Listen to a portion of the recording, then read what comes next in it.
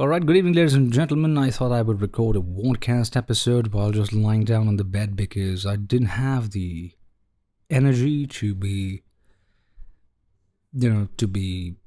fully in the video mode, but I'm still trying my best to do some stuff and create some video. I'm using the DJI Osmo Mobile 4 today, so you can see if I move here, it just tracks me automatically. I wouldn't like to move a lot, but yeah, it is what it is, and you can hear that. Oh, you can't hear that, sorry. You can't hear the DJI Mimo, can you? But you can hear the microphone. Alright, ladies and gentlemen, today I'm using the Luit LCD 440 Pure. This is a microphone which is fantastic. And why was I forced to take out this microphone today? It was simply because of the fact that if you are on my Discord, you would know I shared a video of a song which was created on the Rode NT1A. I've talked about this several times before. I've talked about this multiple times before, I believe. India is a country which is obsessed with the Rode NT1A in the microphone department. It is pretty obsessed. We are very happy with what the NT1A provides.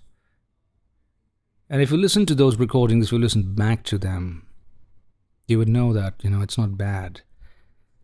And it provides a great sound and, it does the job. But my main problem with the NT1A has always been it is kind of a bright microphone for my taste. And, mentioning that, I believe, is the reason that I'm using the Luit 440 today, because this is a pretty potentially bright microphone that you would know. And I think it's not as bright still as the NT1A. I've had the opportunity to use the NT1A just once, pre-COVID. And I told that person that, why are you so obsessed with this microphone? And he gave me a very interesting answer. And he told me that, AB, it's very important to have a microphone which sounds good, looks good, and is not bad on your pocket. So I told him that if that's the point, why not find some viable alternative to the 1A, because the 1A is kind of a touch too bright for particularly my liking and some of the other voiceover people's likings. I don't know, but yeah, we don't. The voiceover community. If I talk about the voiceover community, they are pretty obsessed with bright microphones, aren't they? They are pretty obsessed with that.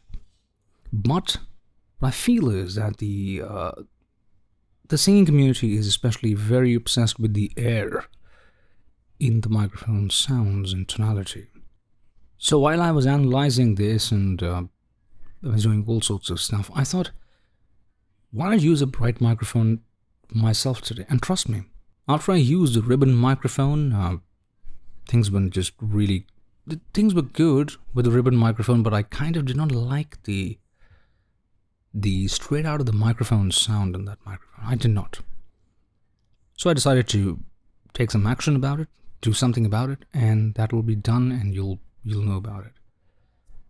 But coming back to the NT1A thing, today what I feel is that the NT1A is a very potential candidate in Indian studios mostly to actually record songs and even do voiceovers. Trust me. Many of the film narrations or the background voiceovers that we hear in films these days are recorded on the NT1A. And the reason that was given to me was that the NT1A is a microphone which is really very...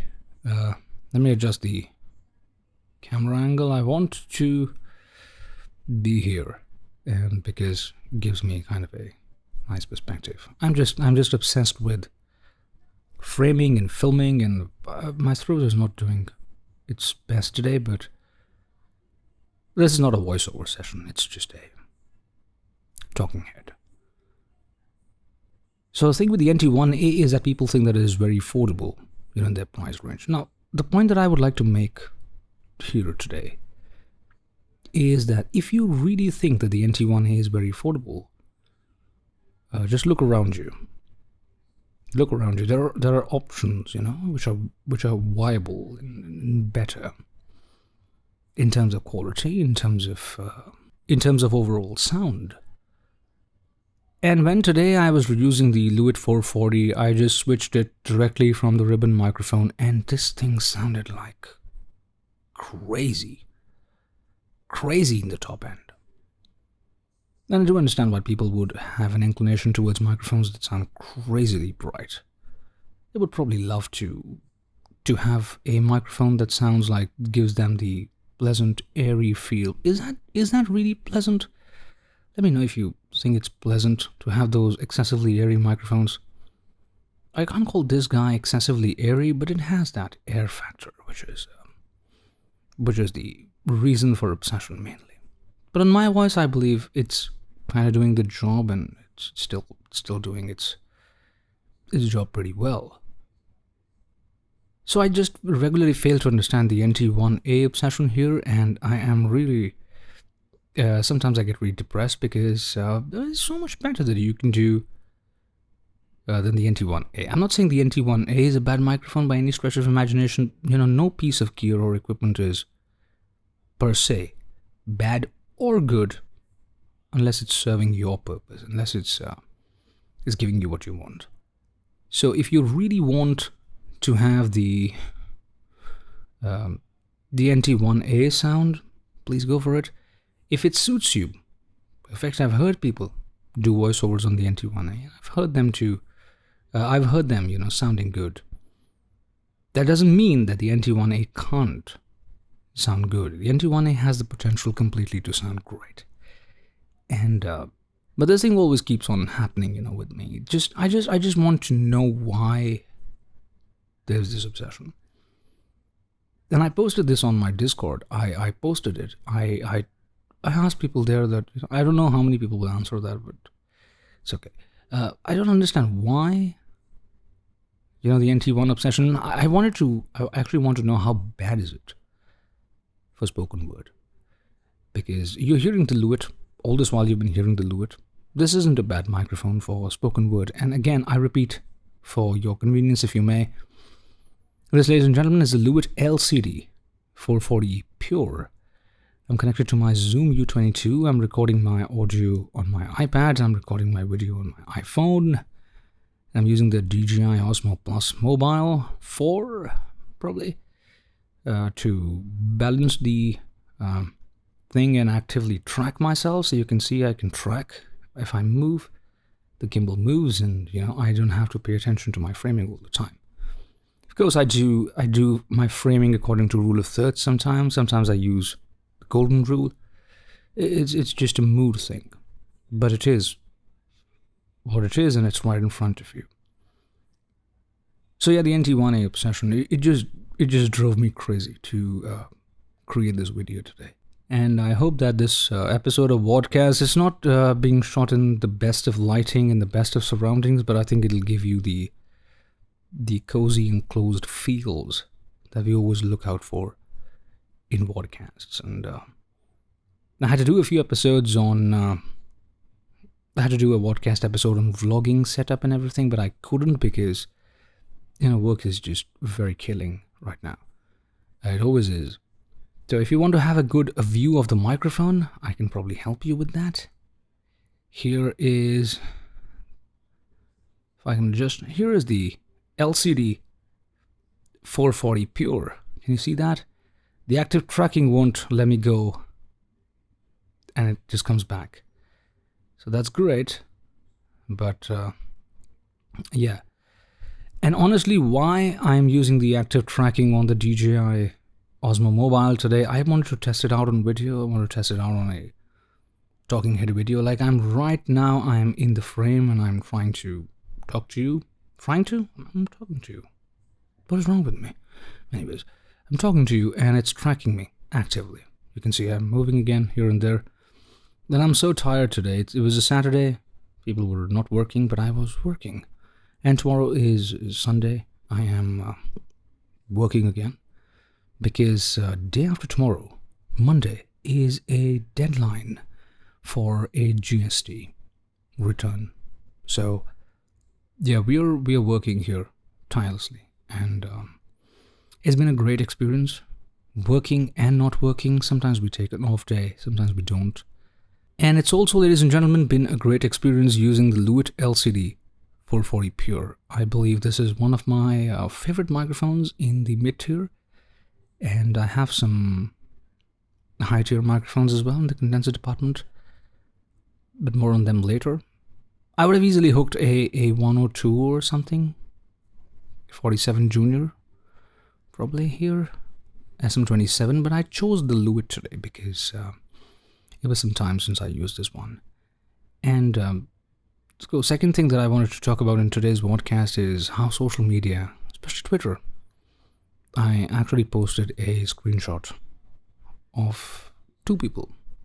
It wasn't mine, somebody else. I just I hid their names because, we're not here to defame people or to demean people, but we're here to observe. I'm here to observe. I keep on observing a lot of things, and I kind of am, I'm professionally an observer. That's what I do professionally also. So when I observed people on Twitter, I found that Twitter is like full of these spammers and scammers who kind of create multiple fake IDs and, to support trends and hashtags and phrases and captions just to make them trending. I don't know if you have any thoughts about it. I kind of feel strongly about it. If you're creating accounts, multiple accounts, like you have an art page, you have a music page, you have a podcasting page, you have a voiceover page, understandable. But if you're just creating multiple accounts to like spam and to support trends or to support your favorite celebrity or something, kind of doesn't go very well with me because it's very stupid. And sometimes I ask myself that, where do they find all this time to do all these things? It's like, damn it, man, it's like really stupid. But what to do? People are weird, aren't they? I'm not against people, but not all people are weird, but majority of them are. So it is what it is again. So I think, ladies and gentlemen, today's VodCast has to be stopped here. So I'm almost speaking for 12-13 minutes, I don't know. And this was supposed to be a quick episode because, some things just make you think about them, and some topics just divert your attention towards them instantly. And I don't know, but that's how it works these days. So the Rode NT1A, I would really love to know your views about the NT1A. My views, definitely, it's a microphone. It's in the public domain. It's available. It's good. People are making great use of it. People are using it to do voiceovers, demos, singing. They're using it to make more money. They use it as an investment, and it's giving them quite a great return, I should say. But yes, of course, people who are willing to buy the NT1A, I believe there are a few other options, like the Luit 240, Luit 440, then there is the Ember, I believe. Ember is a very promising microphone, I think. Then there is the SM27, it's a very promising microphone, but the SM27 is way darker than you would probably like if you're a brightness fan. Well, to each their own. And on that note, I shall say goodbye. I shall see you later in the next episode of VodCast. I hope all of you are doing good, doing great, keeping healthy, keeping fit, keeping fine, in the best of health and in the best of spirits. Cheers. I shall see you next time.